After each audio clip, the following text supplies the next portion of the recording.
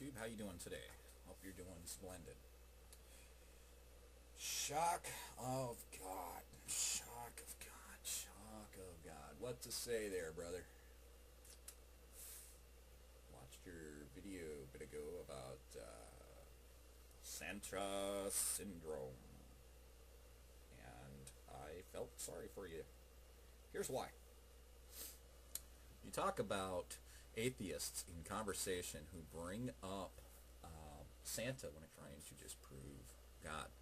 You do realize that the point they use is that that's also a made-up being that can actually be used very, very well when it talks about I believed in and it's not true. That would be the same as your God. That's why it's used. That is why it's used, because that's another fictitious person who gave that warm, fuzzy feeling inside. That's why. You see, the vast majority of the population knows who that made-up person is, so it can be used as a very good example. That's taught to, oh wow, hundreds of thousands, millions, and it's not true, as is your God. You see, the thing is, my look at this would be that if your God had ever been proven, there would be no such thing as a non-believer. How could one not believe? If God was real, everybody would experience him. Everybody. Very realistically. Very realistically. This would be a different world altogether if there had ever actually been real proof. If God had actually shown himself. Now, superstitious people, way back when, in certain parts of the world, such as the Middle East, may have actually believed in this God, but that doesn't mean that it's true. Doesn't mean it's true. We're talking about a Bronze Age superstition. Now, back on the Santa issue, I think it's really cute the way you giggle like a little 10-year-old kid when people talk about Santa. So, you know what? I really think that you're the one with this Santa syndrome that you coined the phrase for. Or as far as I know, you coined the phrase for.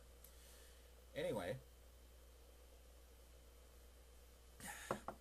if you need to do that, so be it. If that actually gives you your simple joys and pleasures in life, go ahead. Rock on with your Santa syndrome playground banter at best. It's very childish, but go ahead. Another thing I'd like to hit on is that I find it extremely distasteful and complete lack of honesty when you use things in your videos where you try to make it seem like, using the magic of editing, that people are more ridiculous than they are. Here's my example. One of your videos, you actually showed something, I think it was the Santa syndrome, one of them, where and these two teenage boys are completely brokenhearted, blah, blah, blah, or whatever it was about the whole thing with Santa. Well, here's the thing. I actually watched that video, and their video was completely sarcastic. Sarcastic. They weren't broken up. Did you actually watch it? I'm thinking no. Otherwise, why would you put it on there? You probably watched like 5 seconds of it and go, ooh, this is good material. This is good material. I'm going to use it in my Santa. But like most religious people, you didn't get the full concept of it, and you cherry-picked a part of it. Here's another example to back up what I'm saying.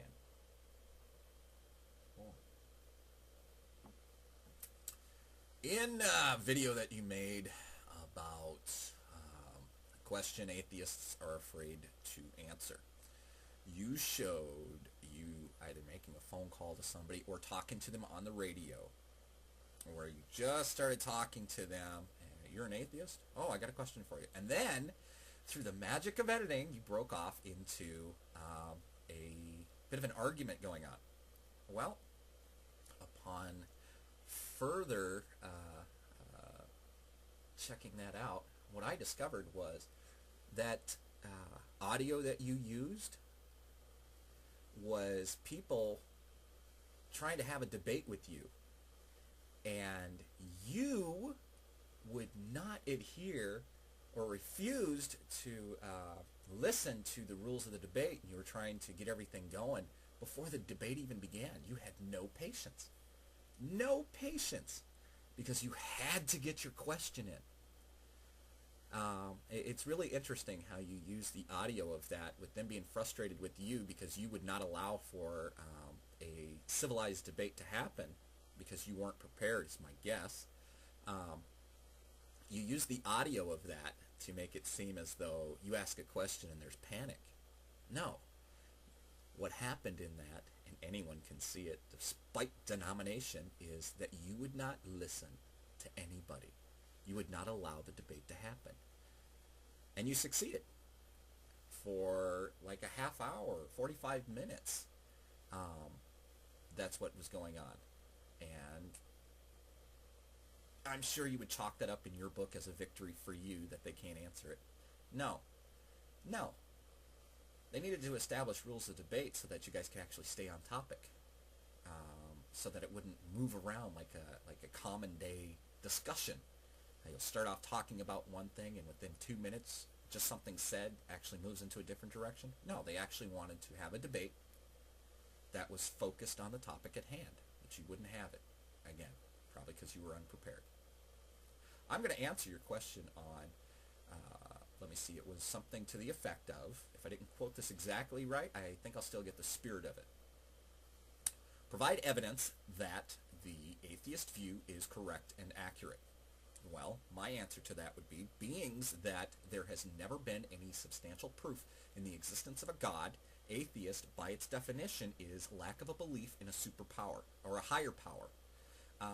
So since there's been no evidence of a super or higher power, then I would find it safe to say that I would refuse to believe in something that has to date never been proven. Ever. In the several thousand years of its conception, there has been no proof. There has been superstition of, but no actual evidence. That being said, I'd like to flip that question around and ask you, can you provide evidence that your religion is accurate and true? I have a strong suspicion that you'll completely ignore what I said, keep asking it because you love to hear yourself talk, and refuse to answer or show proof that your religion is accurate and accurate and true. I apologize. Accurate and true. Accurate and correct. I want to get the wording right. Anyway, I'd like to leave this at one more point, being that your Bible has been proven over a long time, and I actually can provide you evidence for my claim that it has many fallacies in it, such as contradictions, and I can give you a list upon request of contradictions, as well as genealogy mistakes, timeline mistakes, and so on and so forth. I can give you evidence of that, and you don't even have to take my word for it. Ask if you want me to do it. I will provide you actual data that shows it, and you can cross-reference that data with your own Bible and see just how accurate it is. So, please, question flipped back on you. Please provide evidence that your religion is correct and accurate. That being said, somehow magic, I'll catch y'all later.